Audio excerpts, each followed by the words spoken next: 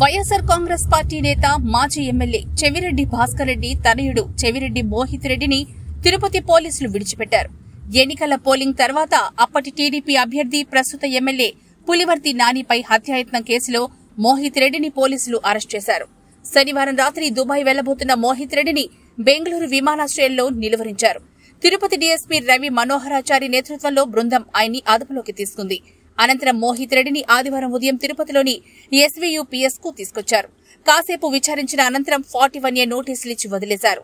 విదేశాలకు వెళ్లకూడదని పోలీసులు షరతులు విధించారు.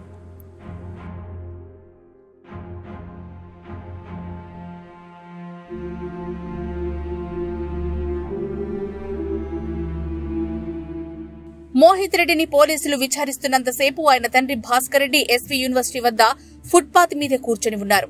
పోలీసులు ఇచ్చిన 41A నోటీస్ తీసుకుని మోహిత్ రెడ్డి వచ్చిన తర్వాత కొడుకుతో కలిసి భాస్కర్ రెడ్డి మీడియాతో మాట్లాడారు. తన కొడుకుని అన్యాయంగా అరెస్ట్ చేశారని, మోహిత్ కి ఏ పాపం తెలియదంటూ భాస్కర్ రెడ్డి అన్నారు. దీనిపై న్యాయ పోరాటం చేస్తామని, తామేంటో చూపిస్తామని సవాల్ విసిరారు. దారుణం, దుర్మార్గం, అప్రజాస్వామికం అంటే ఈ ప్రజలు ఆశ్చర్యపోయేంత దుర్మార్గమైనటువంటి ఆలోచన. ఆ రోజు మధ్యాహ్నం 2 గంటల నుంచి 14వ తారీఖు రాత్రి 9 గంటల వరకు మోహిత్ సాక్షాత్తు కలెక్టర్ గారు, జాయింట్ కలెక్టర్ గారు, జిల్లా ఎన్నికల అధికారులు, అబ్జర్వర్ల సమక్షంలో ఈవీఎం స్క్రూటినీ జరుగుతుంటే లోపల ఉన్నాడు. సీసీ ఫుటేజ్లో రికార్డ్ అయ్యింది.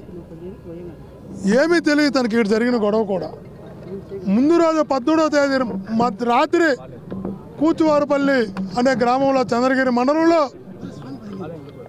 అక్కడ ఉన్నటువంటి తెలుగుదేశం పార్టీ సంబంధించినటువంటి అందరూ కూడా కలిసి వైఎస్ఆర్ కాంగ్రెస్ పార్టీ సంబంధించిన కార్లు 2 తగలబెట్టారు, ఇల్లు తగలబెట్టారు, కట్టేసి చొప్పులతో కొట్టారు, మనుషుల మీద పాసు పోసారు, మూత్రం పోసారు, దుర్మార్గంగా చేశారు.